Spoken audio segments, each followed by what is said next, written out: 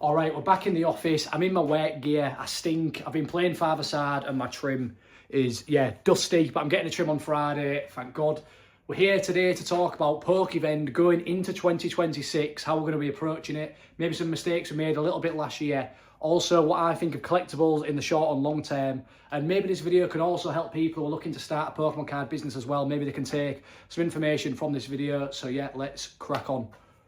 Bosh. Right, okay, so what is Pokevend? So we started this business 2.5 years ago, me and Isaac. We started with a couple of vending machines and we started a TikTok shop. And now we've got a website and we sell online, we've got a mailing list. And yeah, I've been back in the hobby personally for like 5 to 6 years now, back in collecting. And we both have full-time jobs, so we have busy lifestyles. But that is essentially what Pokevend is in a bit of a nutshell for a quick description if you are new and you've not come across us before. All right, so going into 2026, how do I want Pokevend to be viewed? To be honest, how have I always wanted it to be viewed and how have I always wanted to approach this business? So I want Pokevend to be more than just being a retailer, more than just being a website and just doing rip and ships and churning numbers and churning all the finances through. Of course, I want to make money and it is a business. I want to scale and grow the business financially, of course. However, I want to be able to post videos that are insightful, that give people information, that people actually enjoy to watch. And yeah, don't get me wrong, I could spend this time doing rip and ships and stuff, but I actually want to make videos talking about the business, and that actually means a lot to me, and I kind of want that to be a big part of the business, to be honest. More than just the customers getting the products in the hand. I want it to be more than that. And sometimes I think I come across as a little bit unprofessional, like on social media, maybe on TikTok and Instagram and stuff. I don't really post like a typical retailer would. I kind of use it almost like a bit of a personal page, but I kind of want like customers to almost feel like if they message Pokevend, you're almost messaging, not messaging a mate, but it's almost like you're not messaging a business, which may seem real unprofessional and kind of a stupid business strategy. Honestly, it might be a terrible business strategy, I don't know. But that is just how I feel more comfortable running the business, more natural.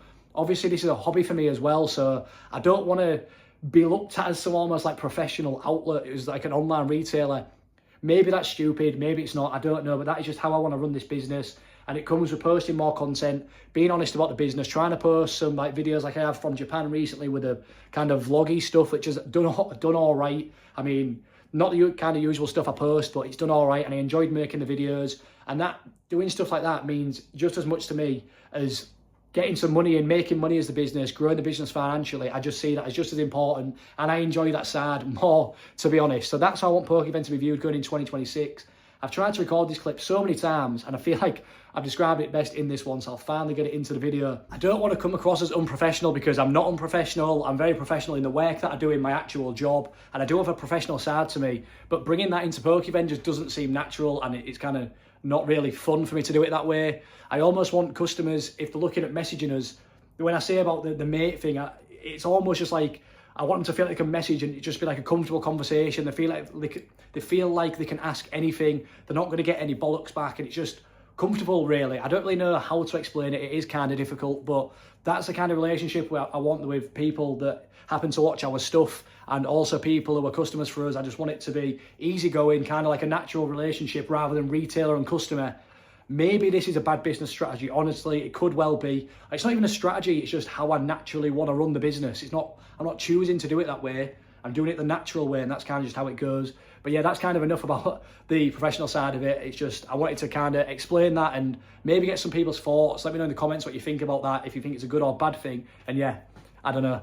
So in 2025, I made a bit of a promise to myself that I was going to record more content and more videos and post them to my socials, like the YouTube, like TikTok, etc. And I failed massively. And the biggest reason for that is I cannot tell you how many times I've stood in front of this camera, recorded videos, gone home, started to edit them, and I thought they were interesting enough, or I missed something out, or I could have said something a bit better. Loads of different reasons, and I've scrapped the full video, and I'm an absolute idiot for that, honestly, because the videos will have been absolutely fine, but I'm just so obsessed with, I've realised I've become so obsessed with trying to make almost like a perfect video, because I want to do the social side so much and post interesting videos. I've almost tried to make them too perfect, and the ones I've uploaded are nowhere near from perfect, but I have this little thing in my head where I've got to get it as best as possible. So yeah, that is changing going into 2026. I'm going to post so much more. If you wanted to start a Pokemon card business, it's so important to create content and post it. If you can't get your hands on products right now, you can start building an audience.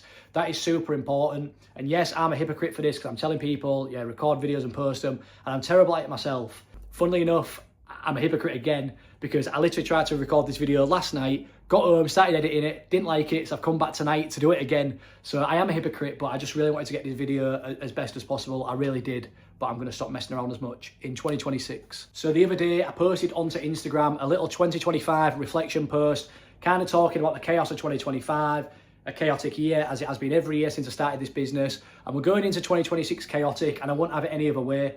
Kind of just want to reflect on that post and kind of speak about it. So I have a job, I've got PokeVend, I've got a girlfriend, I've got my mates, so we've got a close mates group. I run a football team, I've got a season pass for United, I go to the gym, I do running, play five-a-side where I've been tonight. My life is mental and everything in between, but I truly wouldn't have it any other way. I literally love the chaos, which I'll speak about. Maybe this business could have grown a bit more if I'd have sacrificed something like the football team or going to United or the nights out that I go on or whatever, but I'm truly in denial when it comes to changing my life. I love all the things I do too much, and I try and fit everything in, and honestly, it is mad. My life is mad. I am busy all the time. I do not stop, but I'm not complaining because I kind of live it that way. I weirdly love rushing around and it being chaos. It is a bit mad, and I wanted to kind of discuss this for people wanting to start a business, or maybe people who are running a business who've come across this video, and kind of see if anyone can relate to that. My mind doesn't rest when I'm sat at home. I'm like, all right, I need to be making a video, I need to be doing this, I need to be doing that. I can't watch TV. I was trying to watch TV yesterday, and I came to the office and I was like, I can't sit here watching telly, I can't focus, I need to go do something.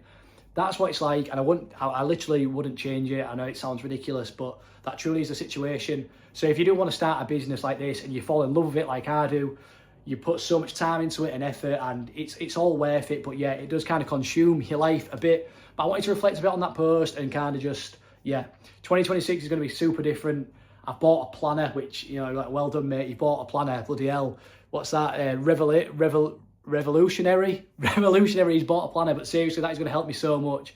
I don't know why I've not bought a planner until 2026, but it is going to help me. I'm going to just actually have a schedule that I can look at every day, and I can not forget stuff that I'm going to do, remember everything I'm going to do. It's going to help so much. So yeah, 2026, the year of organising the chaos is what I captioned the Instagram post, and that is truly what it is going to be. Okay, so I want to talk about where I see collectibles going in the short and the long-term future.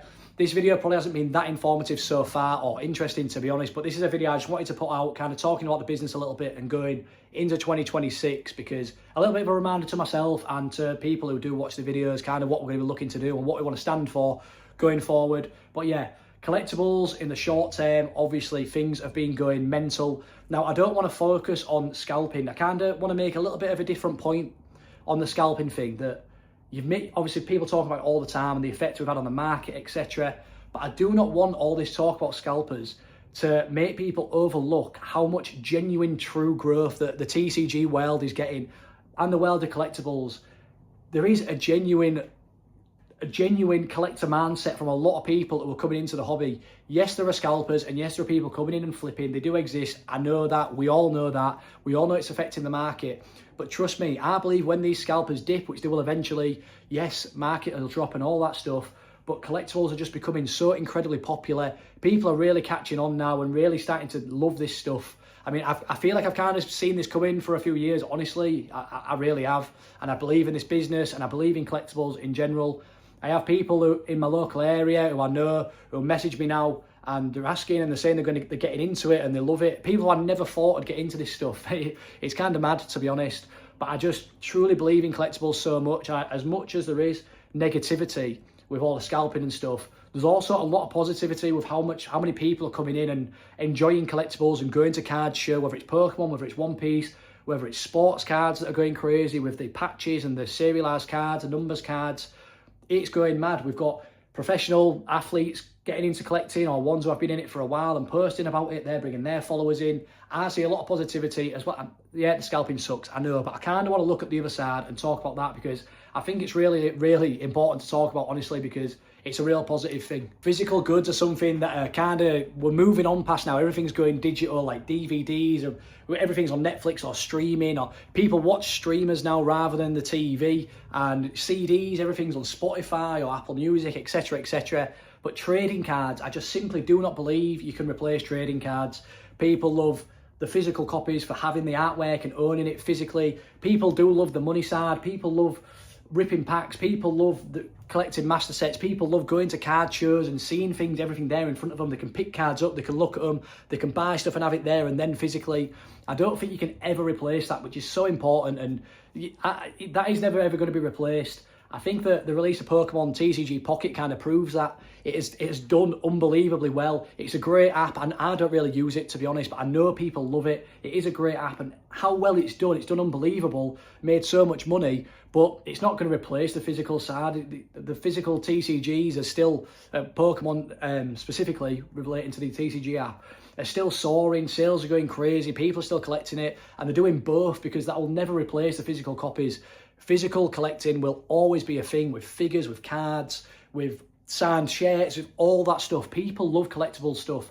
This is not going to die within a year, or when scalpers drop, it's not going to, everyone's not going to lose interest and it disappear from the face of the earth. Collectibles are here for the short term, for the long term, in my opinion. Honestly, I really, really back the collectible space. I love collectible stuff. I love all of it. And I'm just so happy that so many people are getting into it, to be honest. I think it's real interesting.